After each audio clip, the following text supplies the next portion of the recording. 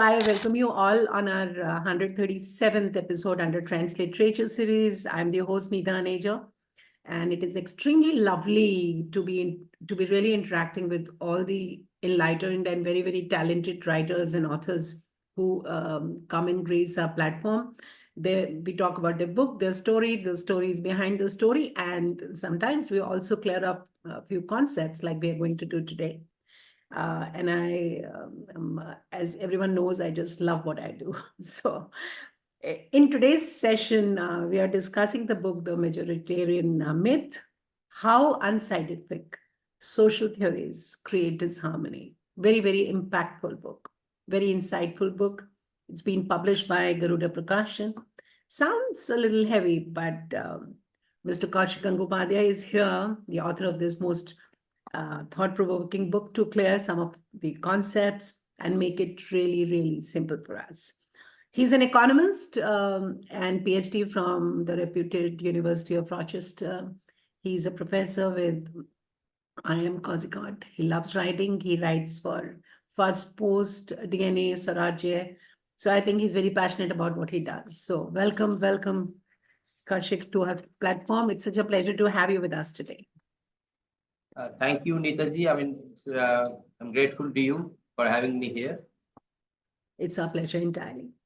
So can you please, to start with, how did you get the inspiration to write this book? And maybe another question to this part can be, what exactly is majoritarianism? A new concept for me. I've been hearing about it, but I've always looked forward to getting some clarification on this. So what more than the master of the subject? So why do you feel it was important to address the concept of majoritarianism at this particular time? So we'll take all these questions together. Okay. So basically, this book has its origin like more than a decade ago. I'm a student of social sciences. It's economics, but it's part of the social sciences. But I'm a lot disturbed by the academic understanding of the social sciences, to say the least, because a lot of the times they don't really represent what we see. So we cannot make an alternative reality in the academic part. We have to address the reality in the most meaningful manner. That's the idea of the academics. And a lot of the times, recent times, people have kind of seen a lot of the issues coming up, and we have seen all what happened with the Harvard president and her testimony at the Congress and all these things. But I was aware of all these things long time ago and how things are kind of petering out. And I don't see the academic understanding really addresses the reality. So I'll give you an example. I think it will be easier for people to understand concepts rather than examples. It will be much more suitable. So if you look at the understanding called polarization, it's a very extremely interesting topic, right? In the educated milieu, people say, well, our society is getting more and more polarized. And I live in a circle where most of the people are liberals around me, so I get to know their point of view very well. So, this topic comes up all the time, and people say, well, it's polarized, and then some of them are polite, some of them know that my view, may not exactly match with them, but a lot of times, so they may kind of keep strategically silent, politely silent. Others will be blunt. Well, it's Hindutva, Hindu nationalism. That's why polarization is happening in India. Okay, I take the answer very, very serious. Well, if it is Hindu nationalism that is doing the polarization, so the countries that are unaffected by it would not having polarization, right? That's the way we understand cause and effect. Now, if you look at America, right, where is Hindu nationalism there? But actually, it is more polarized than India, by any account or anything like that, right? And in spite of much more, it is much more homogeneous than India, right? Language-wise, it is definitely it is no match. India is no match. It is also, if you look at religion-wise, it is most of them are kind of at least nominally Christian. So everything. If you look at, same religion, so it is much more homogeneous. Still, it is increasing there. Okay, so if I ask them, they say, well, there's a lot of right-wing things going on there. Maybe some Christians are going up. I don't see them happening, but I take them again seriously. Okay, and then okay, if there is no religion is going up, then it must not be too polarized. Let's go to Holland, Netherlands. There is no religion almost. I mean, most people are atheists and all these kind of things, right? And still there is a lot of polarization going on. I'd say this Geert Wilders, right? Geert Wilders. He's sort of like a pariah in the political circle, right? And he got the most amount of seats in this recent election. So definitely, again, the exploration is going on. So I cannot take the explanation, academic explanations too seriously because they fail to match the reality, right? What I see, all these three places, the liberal education is going up and polarization is going up, right? So it's a possible hypothesis to see whether these theories are actually doing the polarization. I mean, I think that's not very very far sought. It's the easiest thing to do, right? And then if you look at one of these theories is actually majoritarianism. So the idea actually basically it means if you look at the dictionary meaning, it basically means moving the society as per the wishes of the majority only.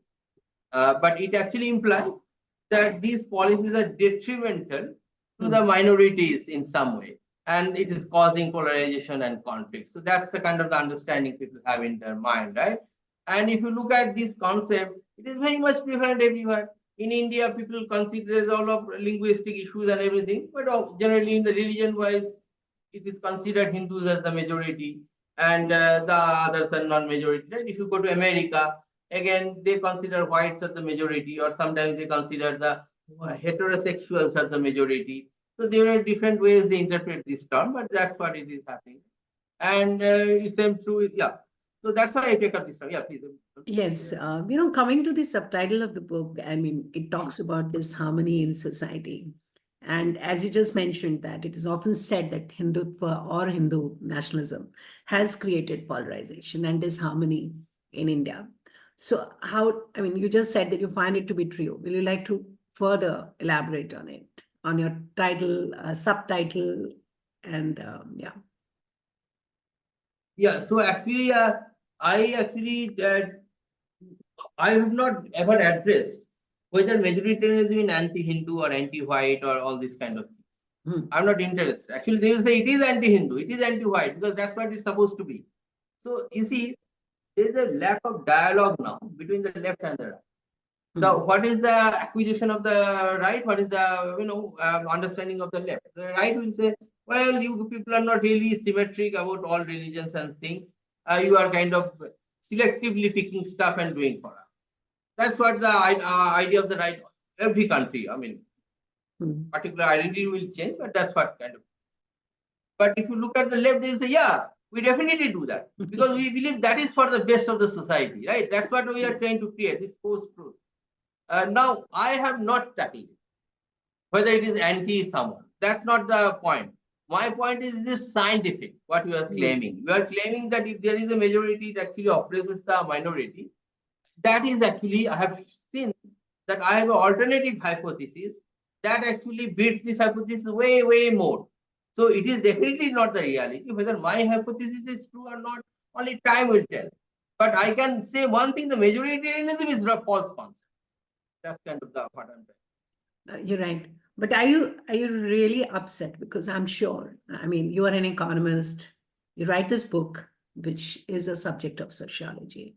So are you really upset that majoritarianism is used to demonize the Hindus? I know it's a strong statement, but how would you?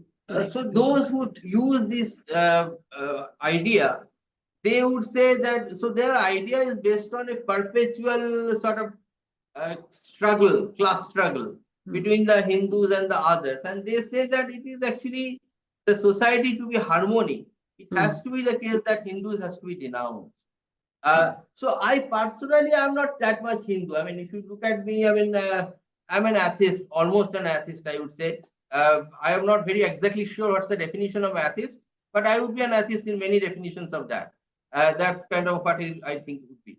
I'm not very personally upset, I would say, because I have I don't think that anybody behaved with me personally wrong because of this concept. But Mm. I am unhappy that what they are doing in the media and academia and all these places is not leading society to any perpetual peace. So that is okay. And if you look at really, I understand one question that, of course, I am not a sociologist, I'm an economist only. But the point is, all the social sciences, they started in the 19th century. I mean, economics, Mm. they say it started in the late 18th century, Mm. but it is actually 19th century. I mean, for the rigorous things to come up. And it is actually, they are coming from the same idea. They are all generated in the Protestant countries, Germany and England, more or less, Mm. Mm. and then America after the Second World War. So it has a lot of Protestant worldview inbuilt in it, and later it became more Marxist and then now more left liberal. But what I'm trying to say that economist is not actually, uh, we don't live in a world where economics is a very compartmental, separate from the other sociologies. I see Mm. economic papers that take inspiration from these all as well. And in my book, I have actually appealed to many famous Nobel laureate economists like Mm. Friedrich von Hayek and also Ronald Coase. They are very famous economists. I would say they are like among the Nobel laureates, they are known by their exceptionality. And I appeal to their theories to drive things home. Uh, you are a trained economist, and in the review on the book, one of our greatest voices in India, Dr. Anand Ranganathan, he praised your courage in penning this remarkable book. So, what were the challenges you really faced into this topic? Because I'm sure there were challenges. There's a lot of intense work, a lot of scientific work. You've proved a lot of things in the book. And how did you really navigate those challenges? And also another question to this is, I mean, why are you doing this research? uh, yeah, so challenges, I think I will tell something about it. Mm. I'll tell you something. Why no sociologist will ever write this book? Because if a sociologist writes this book, well, the career is gone. Because no article will be published in the journals, no promotion and all this, nothing, no forum, nothing for you. Because what happens, this has become, unfortunately, although it is called social sciences, it has become sort of like a religion, where even uttering these ideas is sort of heresy. So I have Yes. liberal friends, and Mm. who actually I send this to one of my liberal, all of my liberal friends, those whom I consider friends actually, I send Mm. all of them.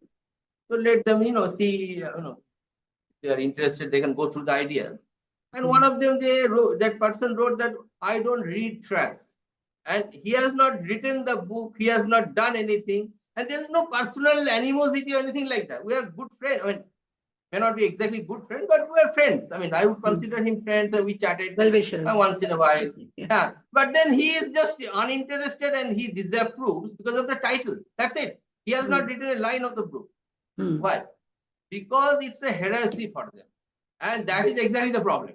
That is exactly the problem. Had it not been the case, I didn't have to write the book. Someone from sociology would have pointed out and things would have been course corrected in due kind of thing, and due course and other things, right? So, but that has not happened and that cannot happen because of this. This is sort of heretical to think that anything other than liberalism is a bad idea. And what were the challenges you said you faced and the Right. So, research work you? personally, I think so one is, of course, I have to know all their literature. So I Mm. have to parallelly. So it's like I am doing a two jobs, right? I have a full-time job and you can see my academic publication. It is not too less. In my department, it is, I mean, second or something in Mm. standard number of publication. Uh, but I have to also do this. So it is a second job which I have to do without any compensation for 10 years. Mm. So it's a challenge in its own right. But and that is exactly, you asked me another question. Why am I doing it? Because I think at the end of the day, our existence depends on truth. If you do not have the truth, reality, I mean, I like this word Satya and Ahimsa. If you do not have them, then the existence is meaningless. Their existence doesn't make any sense. And it actually requires a lot of tapasya, sadhana, to Mm. hold that truth.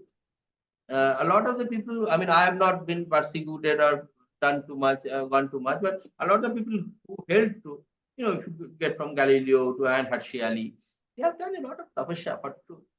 they have actually suffered a lot. Compared to them, I have not done anything, I would say.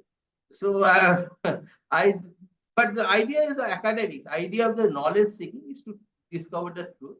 It's not to discover further your career. That can be a subsequent, but that should not be the whole truth or whole idea. Amazing, honest concept and reason for your writing the book as a very concerned Indian citizen. Hats off to you for doing this. So, how much time did you really take? Because this book is definitely a lot of work, I must say. Once you go through it, you realize that how much of uh, intense work you've gone through. So, how much time did it take with your all the obligations you've just mentioned? Your teaching, you have family obligations. There's so much more to do at, I'm sure, at IIM Kozhikode, and your writings. You write for so many journals. So, when did you find the time, and how much time did you really take? That I really want to know that. So writing the book is a 3 months, 4 months affair. I mean, just penning the book. Okay. But before that, I have done in many levels. For example, I have done legal literature. So it's a legal majoritarianism is originally a legal idea, and they call it counter majoritarian. So I had to do legal literature. I got an intern, and I did all this definite understanding of the literature. I did another intern and got a media survey on the media in the first section. It is there. So that is again, that is very interesting. I've shown that basically global media more than 80% of the time blames the Hindus. Global media, not Indian Yeah. media. Global media 80% of the time for global problems it blames the Hindus. So those things are done, but it is done step by step. And then again, I did not have the really roadmap that I have to counter majoritarianism. I have to the roadmap was I have to understand what they are saying it and why they are saying. So I was doing every day 2-3 hours and something like that on this thing for, as I told you, last decade. And also I've done in between. So there's a very famous alternative understanding of basically theory-driven understanding. So the typical social sciences are theory-driven. There's an alternative understanding that is given by one of the persons.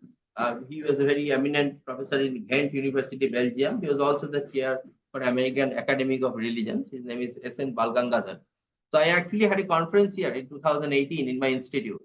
And so that is like 5 years ago, maybe a little bit more than 5 years ago. And so basically the process was going on for a long time, and I was simmering in. But then when I reached the conclusion, so I have a framework, and then I saw this is a good application to demonstrate the efficacy of the framework. So I wrote the book. Amazing work. And coming to a question, I mean, when you were writing the book, you must be also dwelling the reasons for your writing this book. Yes, we've talked about it. But why do you think people should read this book?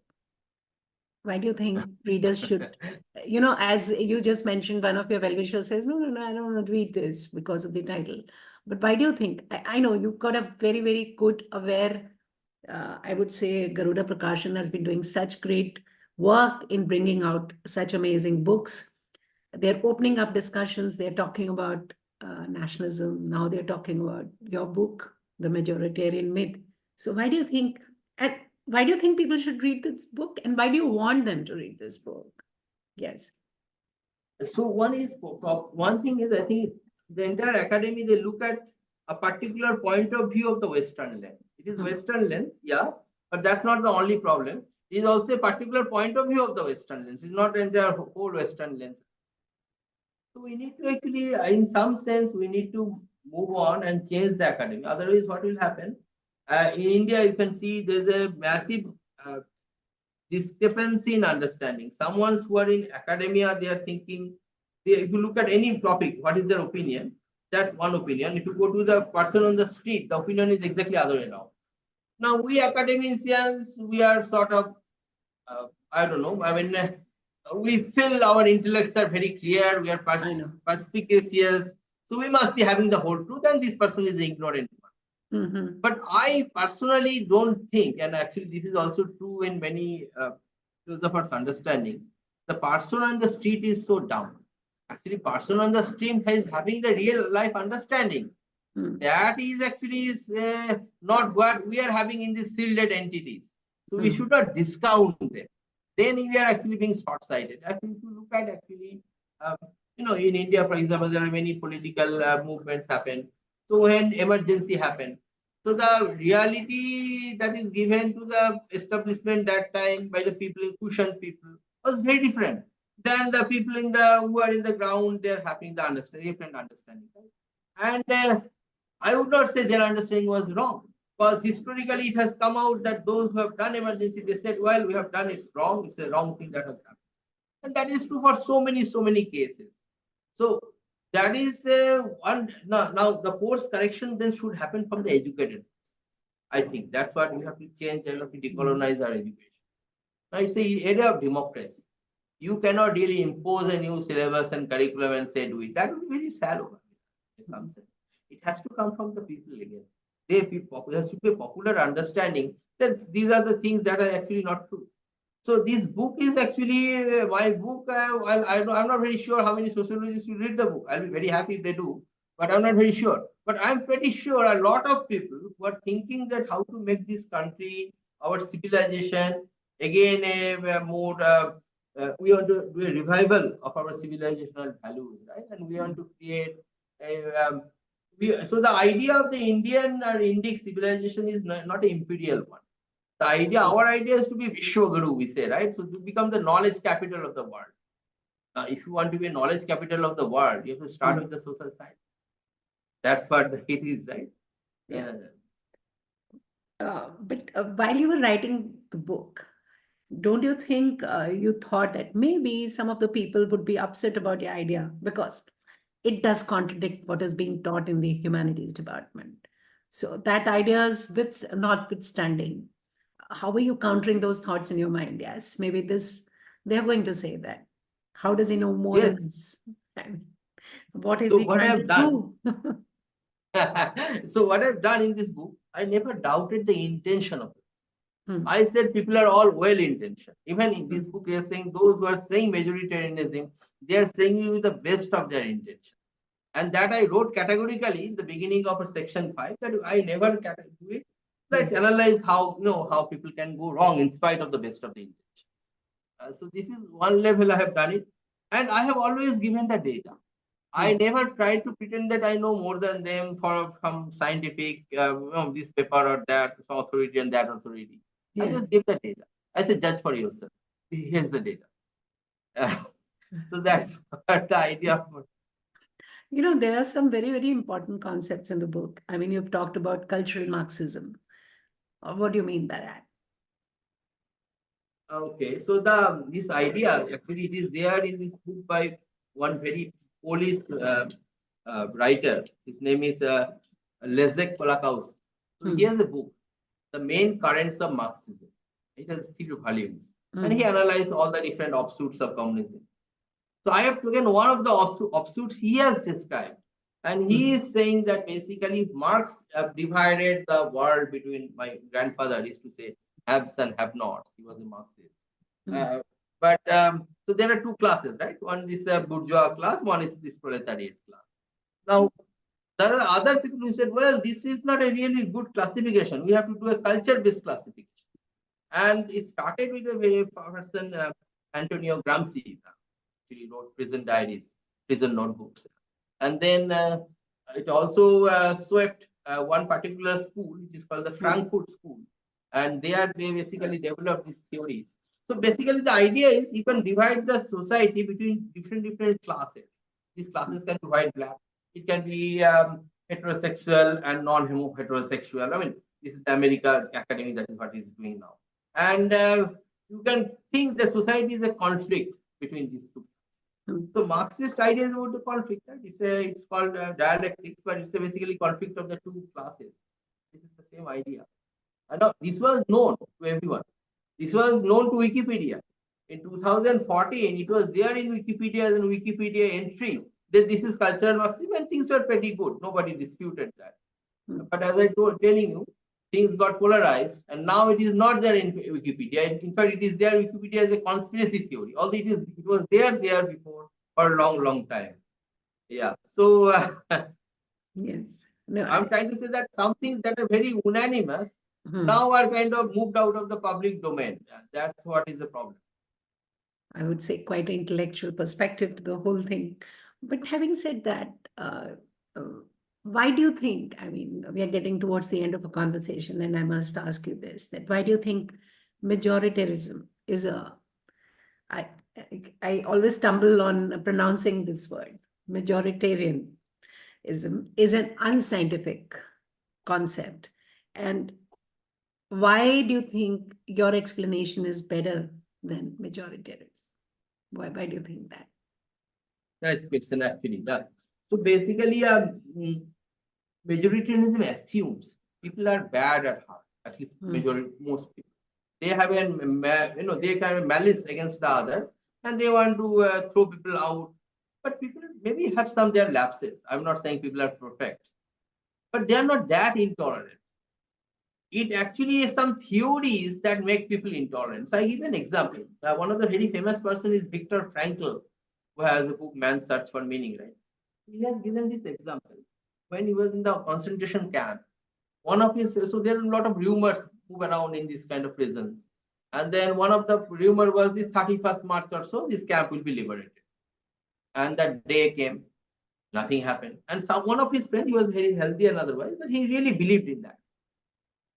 And the moment it did not happen 31st March, he suddenly developed disease and he died.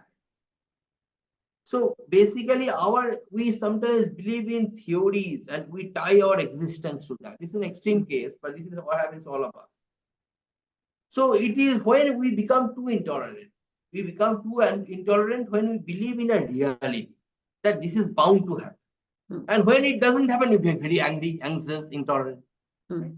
So this is what I call linear theories, right? Suppose I believe the world will be Marxist. I mean, yeah, you've spoken about this theory a lot. Yeah. Lot, right. So then basically, I believe it. And if you kind of do something opposite to that, you would become sort of like enemy. I want to get rid of you. I will be intolerant. And this is what I've taken in scientific testing. And I have shown that no genocide actually is done. I mean, one genocide is actually done by the majority, maybe, but no other genocide is done by the majority. It is all motivated by the theory and done by the armed forces, by the command of a few select persons. If you look at even the otherwise, if you look at population proportion and otherwise, to record the intolerance is not as big as genocide, but still going on, still record the same idea.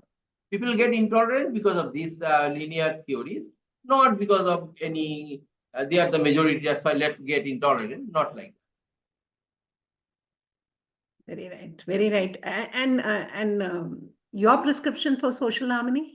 How do you that is what I said here. Yes. Satya and Ahimsa, that is our India. In India, we have this prescription for ages that you have to speak the reality and you will not harm anyone. Doesn't mean only physically, it means mentally, culturally, emotionally. That is the Ahimsa, right? And this we have to, of course, it's not easy as it sounds to speak these words, but that's what the challenge is. That's what the tapasya for everybody in their life, to remain true to Satya and Ahimsa, right? That's what it is. Gandhiji, when he said that, he merely uttered whatever the Indic values for ages. It is there in the Mahabharata, it is there in the Buddha. Buddha used to say Pragya and Karuna, same concept. And then he said the same ideas. And then this has to be practiced, this has to be understood. Unfortunately, the present education, when we see ethics, we give, well, read this textbook. These are the ethics, you should abide by that. I don't think I have actually have a paper on that. I've shown it doesn't do any good. But really, do you think just because you show these people say, always speak the truth? We don't really learn like that. We need to learn by looking at our community, how our parents are doing, how our friends are doing, how people like we look up to they are doing. If they are not, being truthful, we are not truthful. Just saying things will not change. So a lot of issues on education. Maybe I have to come to you after writing another book on that. No. I'm sure everyone will continue having discussions on this profound book, and they should definitely read this book. It's been a lot of good reviews by Dr. Anand Ranganathan, then Sanjeev Sanyal. You have Mr. Jarith Rao, promoting this book and talking such good things about this book. So, I mean, Dr. Gautam Sen, lovely reviews. And must congratulate you for writing this profound book. I must show it to everyone. And the cover, it kind of really interests me a lot. Will you like to talk about it? What is it all about? Uh, Why well, don't- there's a couplet in Bengali poem, basically that says, these puppet shows, right? So Yeah, the puppeteers, they have the puppets and they spoon the strings, right? Puppets don't have their own understanding. They yeah. do as the puppeteers do. So these theories, social theories, they are making Ramas and Ravanas out of otherwise innocent people. Hmm. So that's what is a metaphoric way of saying my. Lovely. But any last words before we wind up such a thoughtful and introspective session? I would say to everyone that this is a book you may not like with the title, but just go to it and see the data. And I'll be the first one, if you have I review and show the data are wrong and that's why you are wrong, I'll be the first one to correction. But just look at the data instead of going by your whatever you feel like. Fantastic. I'll be putting the link of the book, the Amazon link of the book, in the session, in the chat box after this session. And thank you so much, Mr. Kaushik Gangopade, for making it today a very, very enlightening, knowledgeable session. One that has made me think about this concept quite deeply. Enjoyed the book, and I'm sure everyone who goes through it will enjoy it and will come back to you with the comments. It's very important for the authors to have your reviews, your comments, so that whenever they write their future books, they're at least they know what you're talking about. So thank you for making it to our platform. It's been a wonderful Thank session. you. Thank you. Thank you, Neeta.